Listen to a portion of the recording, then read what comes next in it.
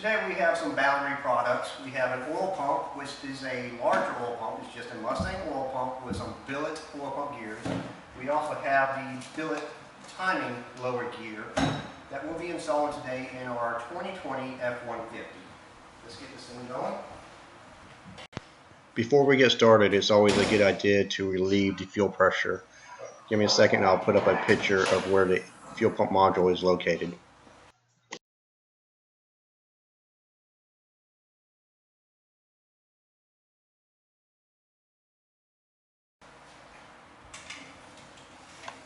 Now that we have the fuel pressure relieved and a little bit of light, we can go ahead and get started by disconnecting the battery.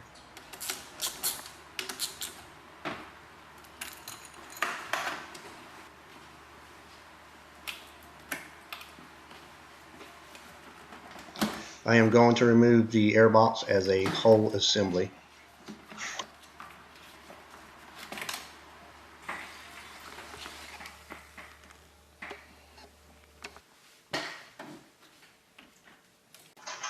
Here goes the coolant reservoir.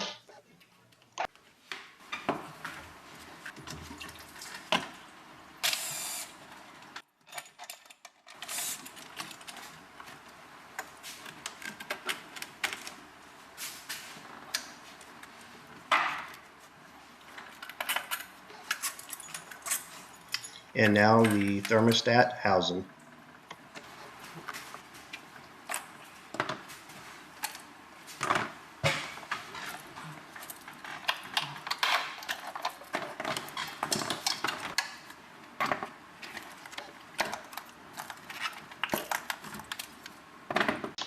I am now removing all the coils and spark plugs.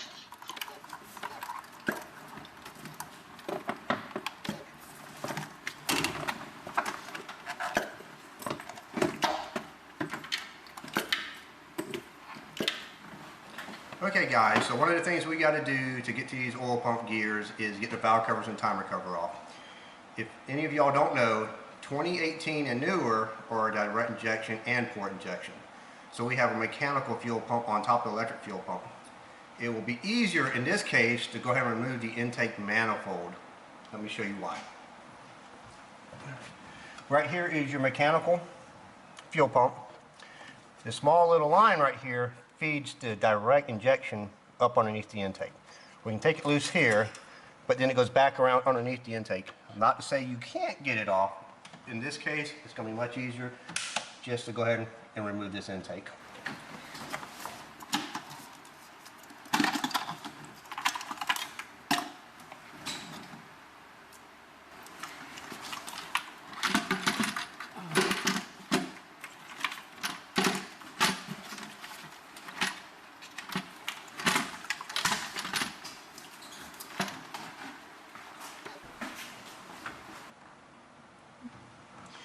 Okay guys, now that we have the intake off, here is the high pressure line from the pump.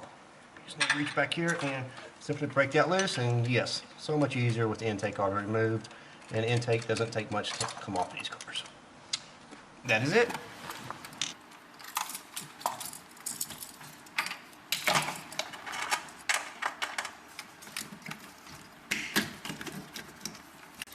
It is easier if you just disconnect the main harness from the PCM so we can move this wire harness out of the way.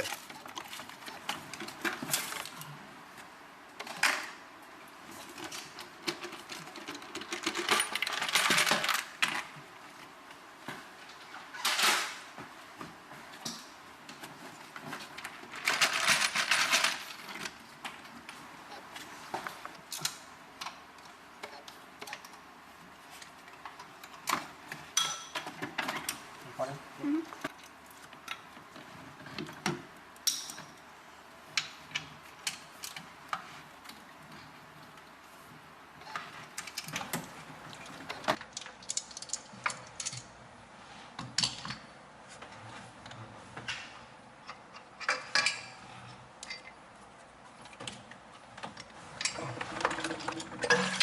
Oops, always got to drop at least one bolt.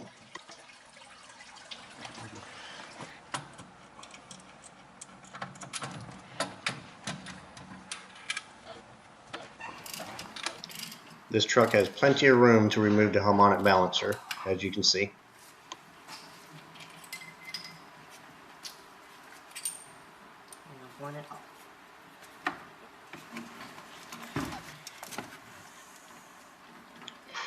Yes, this is the original oil filter. There is still hardly any miles on this truck. Now we can remove the oil cooler.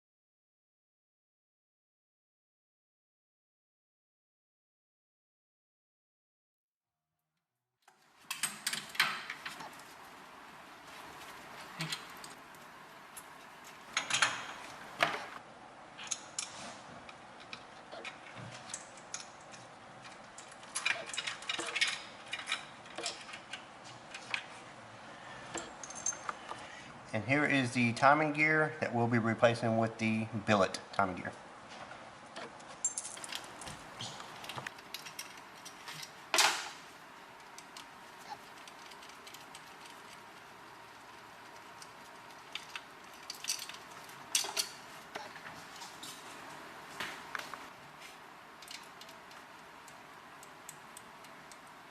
Sorry.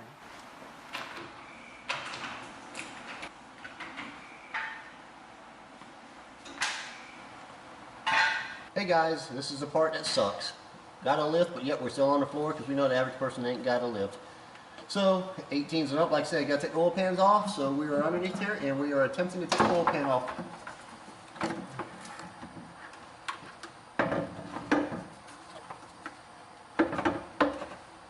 And there we go. Okay, we can finally get the oil pump off this thing.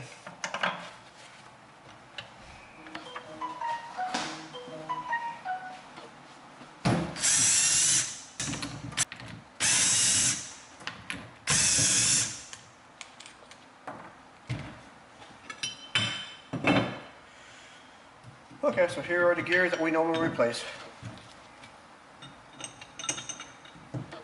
Now that we got the F-150 oil pump opened up, I'm going to show you the difference between an F-150 and a Mustang oil pump. Here is the stock gears out of the F-150 pump. Here are the boundary billet gears for a Mustang. Now if we measured how thick the gears are in the F-150, we come up close to 512 thousandths. If we do the Mustang gear, it's closer to 560. 557 is what we got. So what we can do is, one, obviously these gears are not going to fit in the F-150 pump. So we can go ahead and buy a Mustang pump, swap the gears out in them, or Boundary offers an oil pump already done. This is a Mustang 18 and newer oil pump with the billet gears already installed. Therefore, we get the larger diameters or the thickness already done. So this is the route we're going to take. We're going to start by installing the oil pump. I would like to clarify, you do not have to change the pump to use billet gears in the F-150. Boundary does sell the thinner gears. In fact, we also keep them in stock as well as the other ones.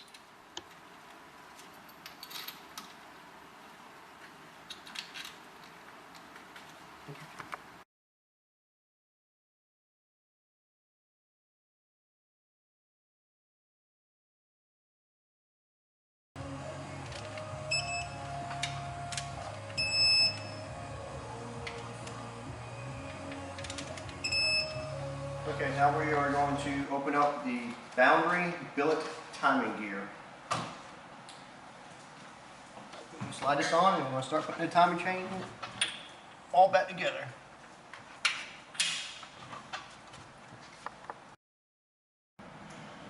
Okay, it is time for the timing chain tensioners. We're going to go ahead and collapse them and hold them with a pin normally, but if you don't have pins, I'm at home, so we're just going to use a small drill bit.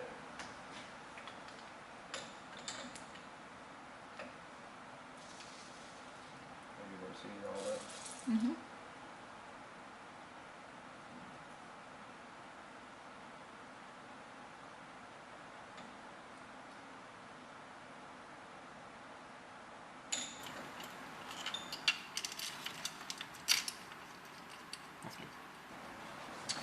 Okay, now we're going to be putting the timing chains on, and I'm going to show you how I do it a little differently. I go ahead and slide the gear off the crankshaft, and I'm going to go ahead and line up the dark chain link to the mark on the back. Make sure I do not lose that spot. And I'll reach down and slide it on.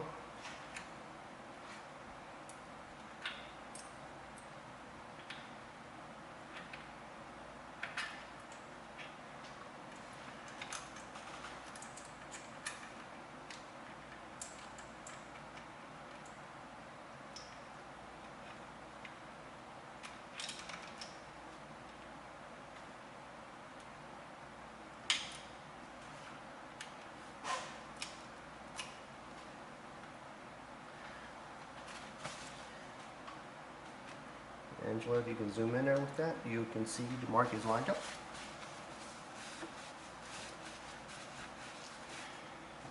And of course I will also recheck the bottom timer mark to make sure it is still lined up. And move on to the next section. Now that we have the dark link lined up at the top on the cam gear, as far as the lower crank gear, it's easier for me just to grab my cell phone. I'm going to reach down here, snap a picture of it. That way it's a straight shot from it. Blow the picture up. And then you can actually see when you blow it up much easier.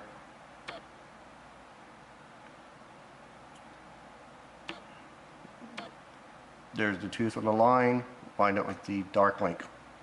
We're good to go. Move on to the next side.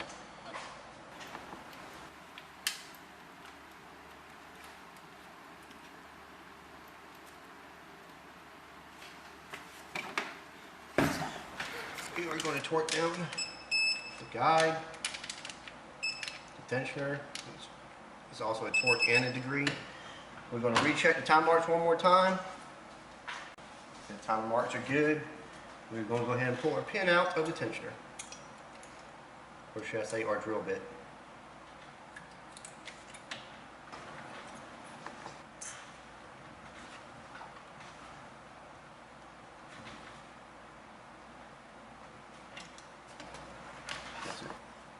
Alright, put the right hand on.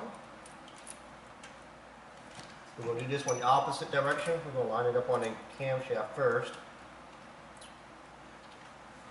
And I'm going to reach down here and line it up on the crankshaft.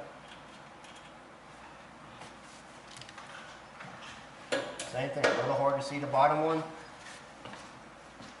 So I normally just always use the phone. Take a picture of it.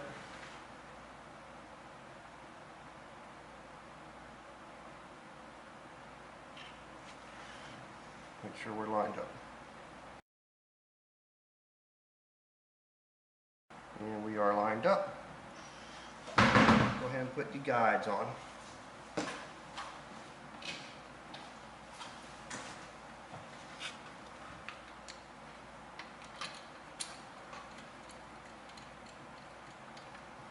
Stop it right here.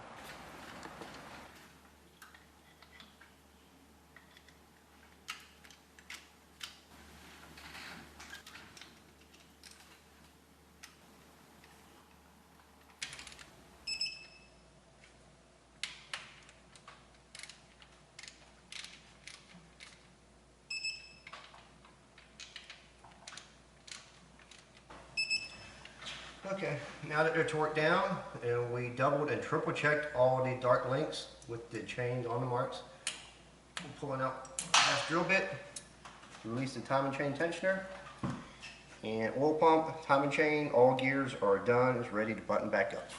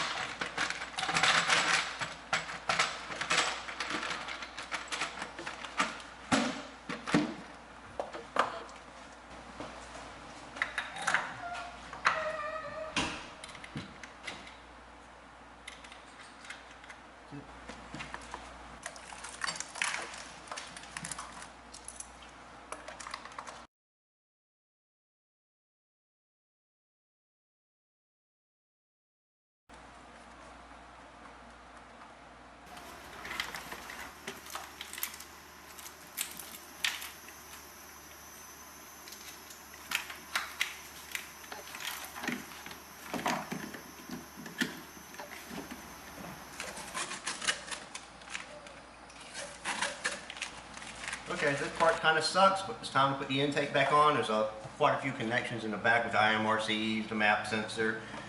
So just have to work it in and play with it until we get them all plugged in. All right, you stop.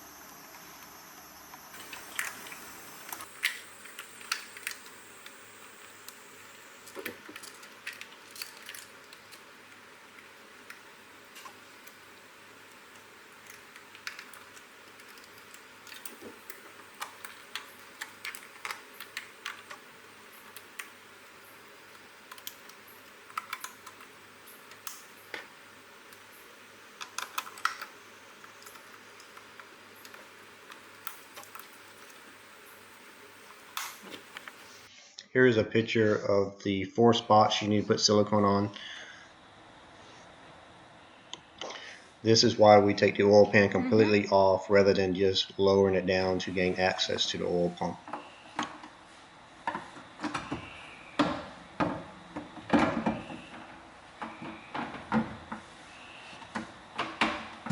Fun, fun, fun.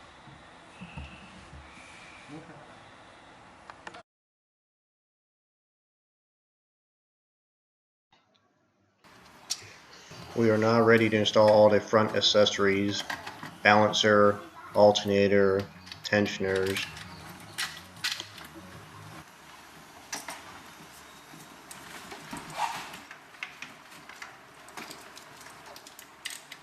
Stop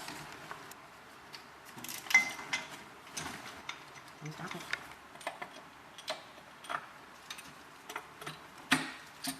Right.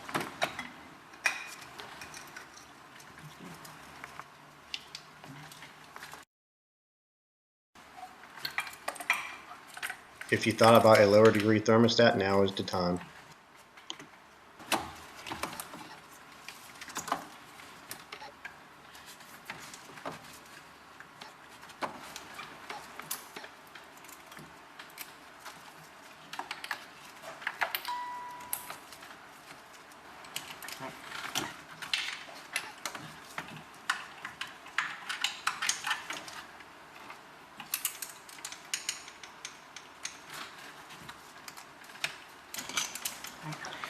For some reason, when you're putting the throttle body back on, you always feel like you're getting close to being done.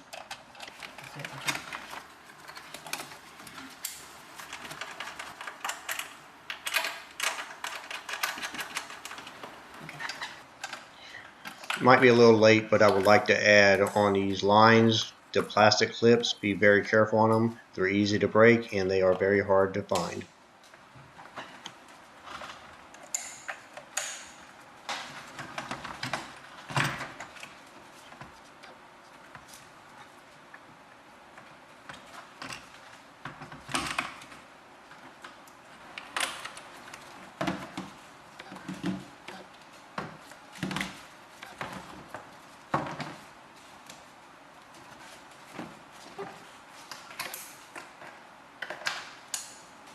We're about done with this job. We are going to top it off with a good brand oil. Normally we use Amsoil or Mobil 1. So we're going to go ahead and finish filling this thing up. If you followed along, we did not install the spark plugs or coils yet. The reason why we did this is the average person don't have a way to prime the oil pressure. So if you don't have a way to prime it, go ahead and fill it all the way up. Leave the spark plug and coils are off. When the oil pump went on, make sure you at least put 2 tablespoons of oil in there. At this point, what we're going to do is connect the battery up. We're going to spin the engine over with the starter to verify we have oil pressure, and then we'll install the spark plugs and coils again. Okay, now that we have the battery connected, we're going to just slide the key in the hole on these cars or trucks. You'll hear the fuel pump come on. So now we're going to get up underneath the hood and make sure we ain't got no fuel leaks first. Okay, now we've checked and verified we have no fuel leaks, we're going to go ahead and turn the engine over and try to get a little bit of oil pressure going in this thing.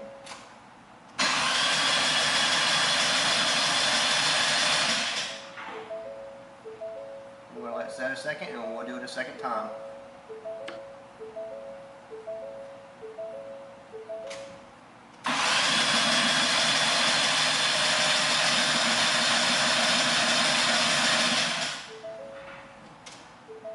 And the needle just started moving up, so we are good to go with the putting in the spark plugs and the coils.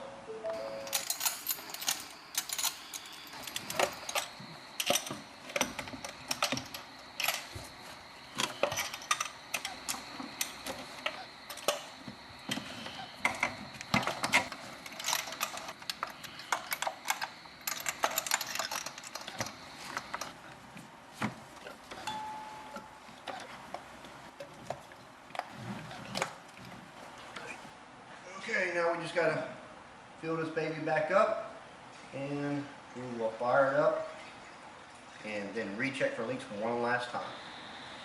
Okay, now that we have the coolant topped off, which is pretty easy on the F150s because the reservoir is so high, it's definitely higher than motor, so we don't have to worry about air pockets as easy. If this was a Mustang, we definitely always pull a vacuum on it first. But the coolant is full, so we are going to set this thing fires up.